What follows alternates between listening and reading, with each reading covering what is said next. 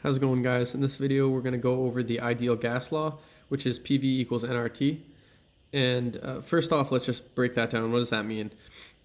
Pressure times volume equals moles times the ideal gas law constant, which is R, times temperature. So there's a whole bunch of different ways that we can rearrange this. So for instance, PV equals nRT is one of them, but we can also do R equals PV over NT. We can do another variant that's useful a lot of times is PV equals mRT, M as for mass, over molar mass. Another one that's used if density is involved, you can do P times mm, molar mass, over RT, or you can even do PV times mm equals mRT, the lowercase being mass. So as you can see, there's so many different ways that you can use formulas like this involving PV and RT, but usually as long as you're comfortable with algebra and you understand the relationships, it shouldn't be, you shouldn't have too much trouble. So we're going to just start off. I'm going to do a whole bunch of problems because there's so many ways a professor can go with questions using ideal gas laws. But first off, let's just start with a really straightforward one. So what volume will 4.25 moles of an ideal gas occupy? Let's see here. We'll make it 27 degrees Celsius and 1.25 atm. So pretty straightforward question. We're just gonna, we'll take our PV equals nRT. And what are we solving for? So we have, it says what volume will, and then it gives us moles, temperature, and ATM, and we have R. So what we're ultimately looking for is V. V equals, we'll have nRT still on that side, and then to get V alone, we just divide both sides by P. So that's our formula that we're going to be kind of using to solve. Now we can kind of just plug that in. And and I meant to go over the R values. So for R, these are kind of the different values that you can have. 0.0821 if you're talking about liters times ATM over moles times Kelvin. Then you have 8.31. Basically, there's different versions of R that you can use depending on what variables you have. Theoretically, though, if you had these variables and you wanted to use those, it really has mostly only to do with the pressure units that you're using, whether it's atmosphere, kPa, or millimeters of mercury. So in this case, what we're given is ATM, so we can use 0.0821. But if we were given kilopascals, we'd use that. Millimeters mercury, we'd use that. Or we can rearrange it in the problem. So I'll stick that off to the side. Let me see if I can fit it in the frame. That might be too confusing. All right, so nRT, we have, in this case, we're going to have N, which is our moles, which we are given 4.25. Our R value, which we just said we're going to use 0.0821. And I like to always include the units. It gets kind of obnoxious because of all the tiny little letters here, but it's just one more way of checking yourself and increasing your accuracy that much more. And then we have 27 degrees. Is it 27 degrees Celsius there? So we have 300 Kelvin. And like I said in the previous videos, we always want to have an absolute measurement of temperature for these. If you use Celsius or Fahrenheit, that's not absolute because they have negatives. So we have that all over our P, which again was given 1.25 ATM, and that matches that. Now, we have moles up here and moles on the bottom of this fraction, so theoretically we can mole cancel. We have Kelvin on the bottom here, Kelvin on the top here, we can Kelvin cancel. We have atmosphere up here and down here. So really what we're left with is liters, and that's exactly what we want because we're looking for volume. So now we just throw that into the calculator. Let me see where I can fit this here. We have 4.25 times 0.0821 times 300 equals, divided by 1.25 equals 83.742. 83.742.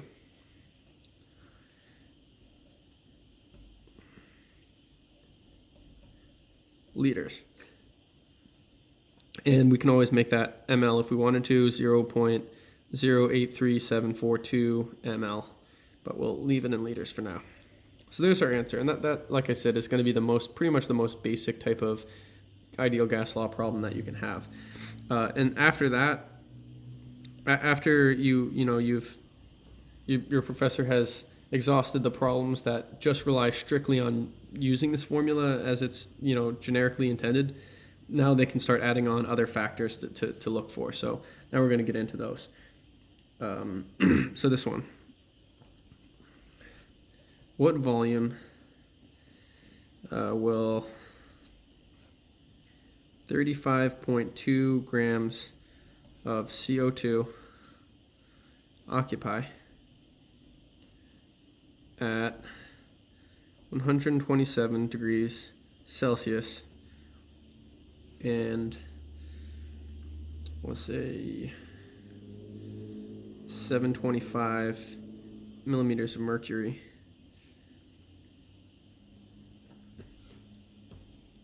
All right, so what do we have? We have what volume, so we're looking for V. We have a mass. We have a compound here, which is going to have a molar mass. We have a temperature, which is not, we need to convert that into Kelvin. And then we have atmosphere, which, we're going to have to use the correct R value for that. So first off, we have, PV equals nRT. But we have some of the other formulas up here that involve M, and we, like this one, for example, is probably what we'll use. We have, we have a mass, which isn't necessarily in that. So let's just say PV equals mRT over molar mass. And then what we're really looking for is V, because it looks like we might have everything else here. So then we can just divide both sides by P. And we're left with, V equals mRT, so the mass times R times temperature times molar mass times P. Divided by molar mass times P. Okay, so that's our formula, and that's what we're going to use to solve this problem. Now we just, I think, pretty much just plug it in and make sure all of our units make sense logically with each other. So here we go. Our M is given 35.2 grams.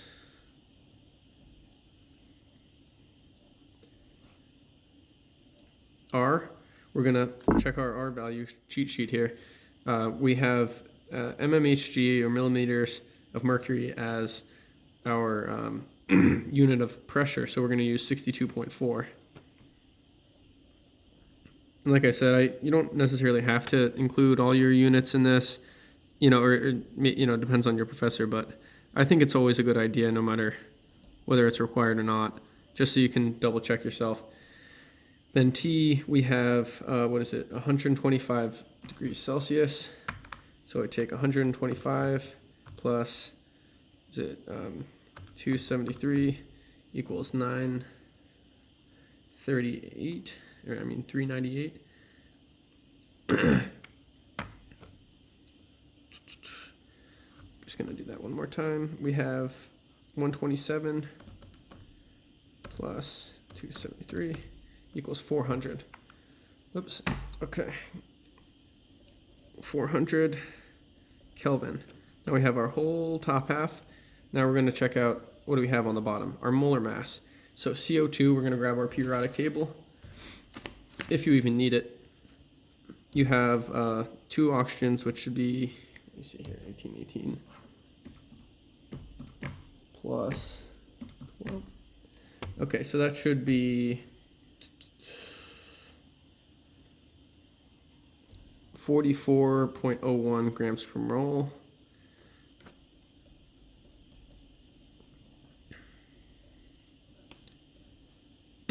And then we have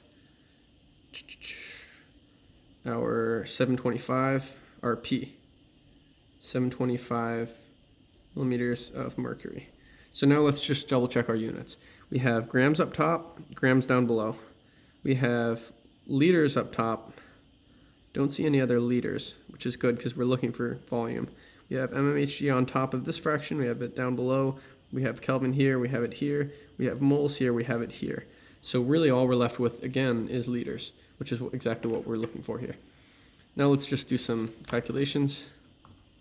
We have 35.2 times 62.4 times 400 divided by 44.01 divided by 725, 27.5358.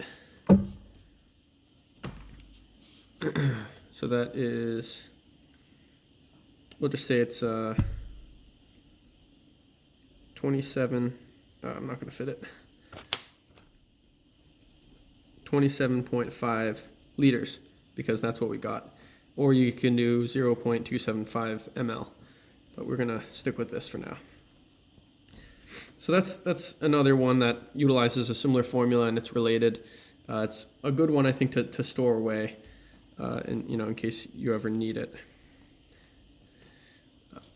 Now we're just going to keep moving on, and my intention is for these each to get more complex as you go, potentially. This one's not too bad, but it's a less commonly utilized formula of these. So it's like, if you didn't know it, then you can have some trouble.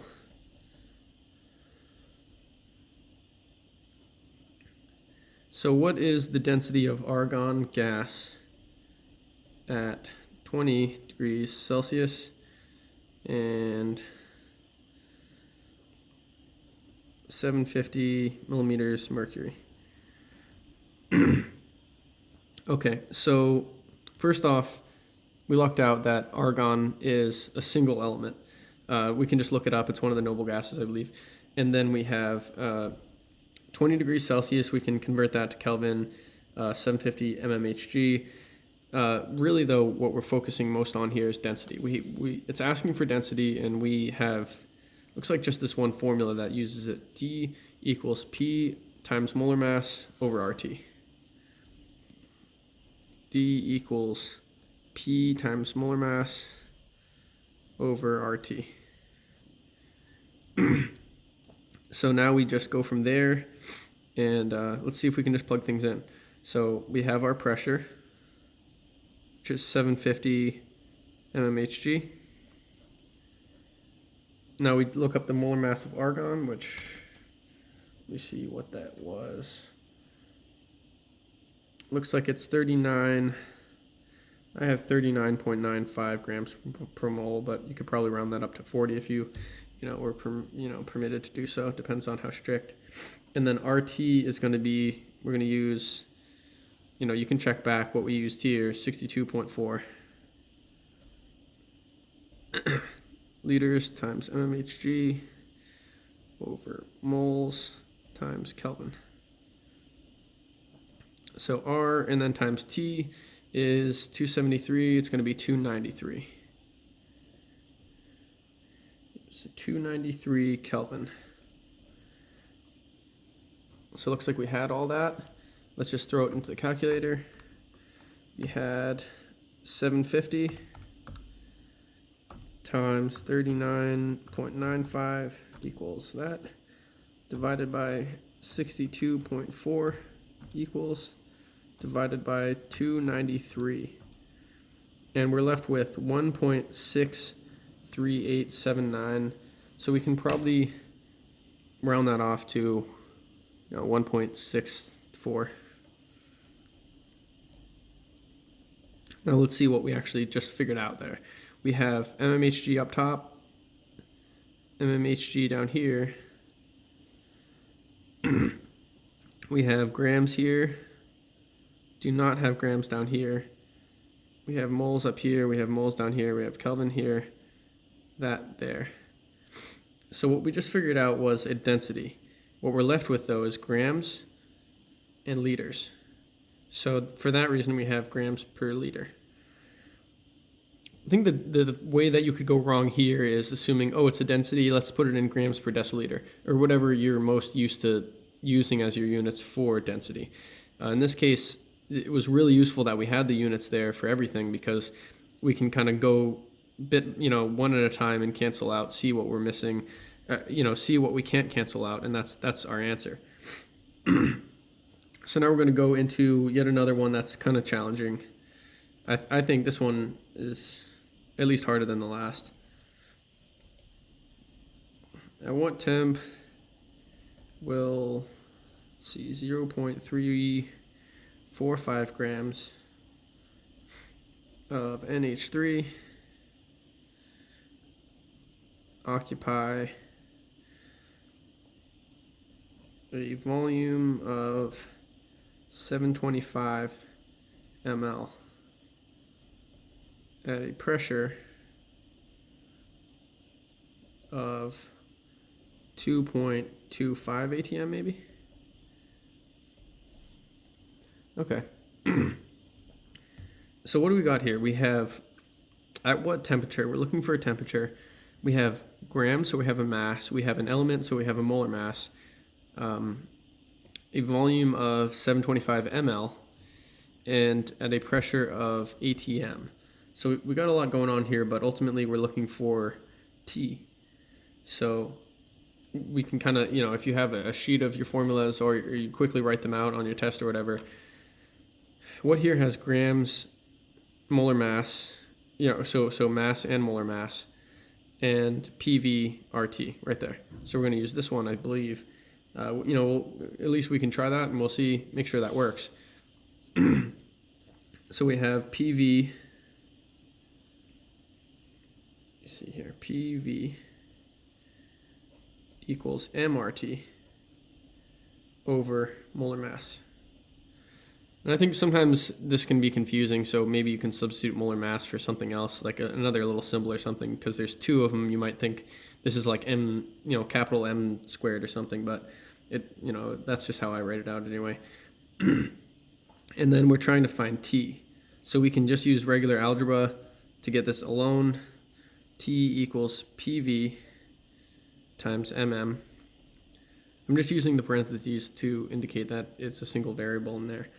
And then over mass times R. So this is ultimately going to be the formula that we use to solve this problem, but you had to do quite a bit of tweaking there. But I think we've gone through enough of these that we don't have to go through that step by step. But that's how we can solve for temperature in this problem here. So let's just bring this formula over and start plugging things in. We have P, which is going to be 2.25 atm. Then we have, next we have V, our volume. And I think in this case, let's just put it into liters. You don't necessarily always have to, but I think it's going to make things make more sense because ultimately we have an R value, and all of the R values use liters, not milliliters. So I mean, you could probably do some kind of complicated math to figure it out, but I think the easiest way is just to keep it consistent, use liters, use moles, use Kelvin, and then the only thing you have to worry about is the pressure, what the units are on that. So in this case, we'll have the volume, which is going to be, we'll take this and make it 0.725 liters. And then we have our molar mass, which is 3 times H plus, I believe, 14. So 17 grams. That's grams per mole, I think. It's our molar mass. And then over here we have on the bottom our grams, which we know is 0.345 grams, because that's given. And then we have times R. Now over here we have ATM, so we're going to use the same R value we used before, which is 0.0821 liters per times ATM over moles times Kelvin. All right, so now we can do the calculations. We have 2.25 times 0.725 times 17 equals that, divided by 0.345 equals, divided by 0.0821 equals, so there we have it. We have 979.1, we can round up that 5. And now let's see what we actually have 979.1 of. We have ATM up top, ATM down bottom. We have liters up top, liters down and bottom. We have grams up top, grams on the bottom, moles up top, moles on the bottom. We're looking for a temperature, and we're only left with Kelvin, so this is our Kelvin. Now, if they ask for the final answer in in Celsius, you can always say, or, and then you just take that 979.1 minus 273, 706.1.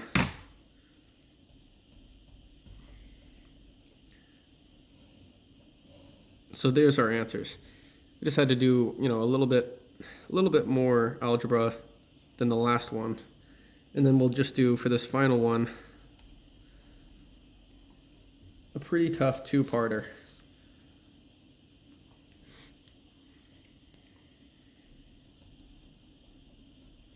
This is the challenge question.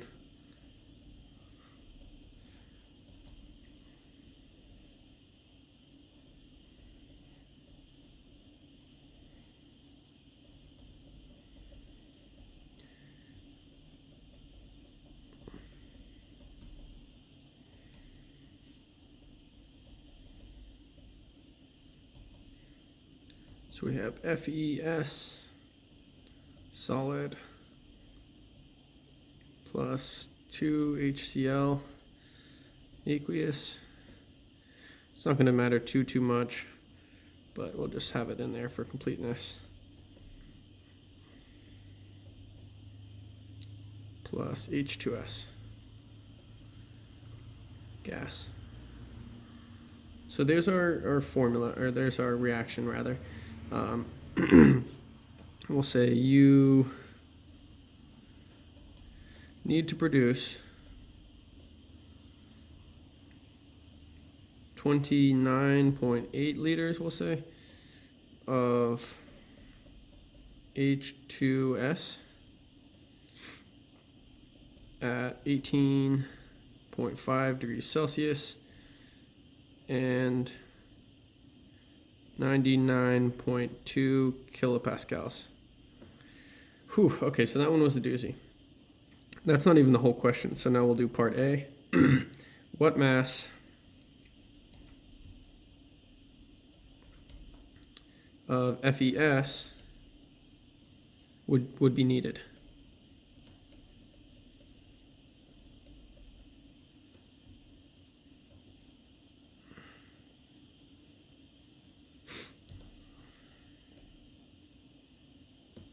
And then we're going to go from there. We're going to have a part B, but I'll see if I even have room for it first. So we'll start with this. We have our formula. we need the volume. Okay, well, we'll just start. I think what I do whenever there's a confusing problem, I start with just writing my formula that I think is going to be used. What are they really asking for? What mass of FES would be needed? So first of all, can we even figure that out? Can we use a formula that has mass in it? It looks like we probably need to find the moles first and then use the mole, use the moles to find the mass. So here's what we're going to do. We're going to, instead of doing PV equals nRT, we're going to do some algebra to rearrange it to N equals PV over RT and see what we get from that. So now our pressure, which I believe was given, is 99.2 kilopascals. Then we have our 29.8 liters. Nice and easy. So that's our PV. Over RT, we're going to use this one here with the kPa, the 8.31. 8.31 kPa times liters over moles times moles times Kelvin. Then we have just our T, which I believe, what was it here? 18.5.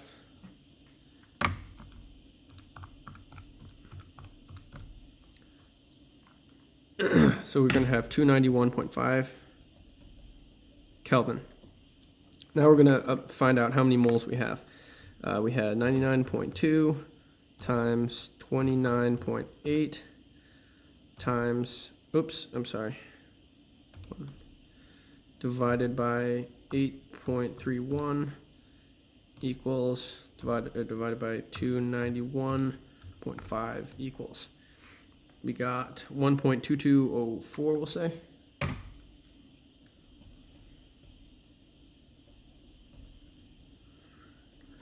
We know we're looking for moles, but let's just double check. We have kPa there, liters here, Kelvin here, Kelvin on the bottom there. We're left with moles. We're good to go. And that's moles of H2S. Now we have, we'll use some mole fraction, I think it's called, to figure this out. So we want to know the mass of FES. And let's look back at this. We just figured out the mole of H2S in grams, and we need to know FES, which is here. Looks like they both have 1 as the mole fraction, I believe.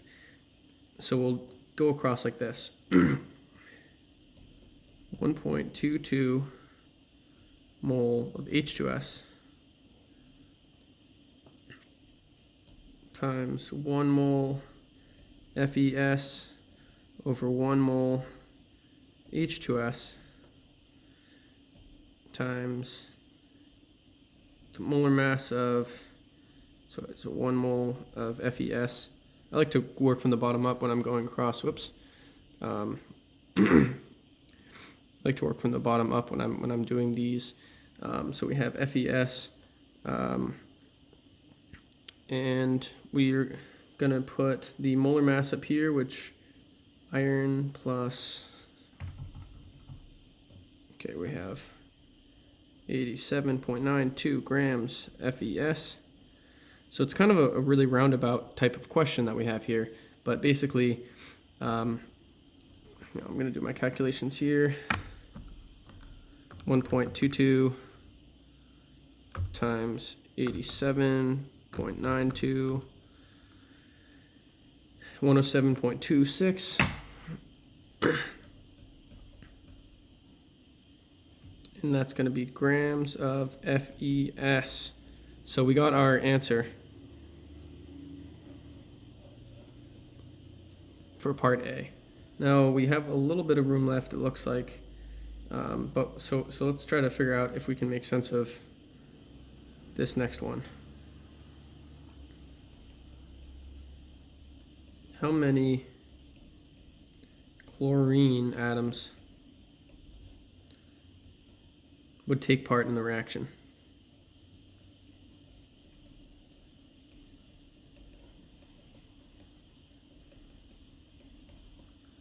Okay, so there's a few ways you can kind of approach that type of question, but I think that basically we just did this mole fraction to figure out that. And we can do that same thing again, and that should, I believe, get you there. So here we have 1.22, we'll use that again, moles of H2S, and we'll go across, there's 2 moles of HCl over 1 mole of H2S. We're looking right here, 2 HCl to 1 H2S. It's their mole fractions. And then we know that there's 1 mole of Cl per 1 mole of HCl, because HCl, I mean, it's right in the compound name there. There's 1 hydrogen and 1 chlorine, I'm sorry. And then we're just going to go across. We know that 1 mole, go top to bottom, so 1 mole Cl has 6.022 times 10 to the 23rd atoms or particles or whatever they ask for. And then we just go across and multiply. So we have 1.22 times 2 times 6.022 times 10 to the 23rd equals 1.46938, so I'm going to say 1.47.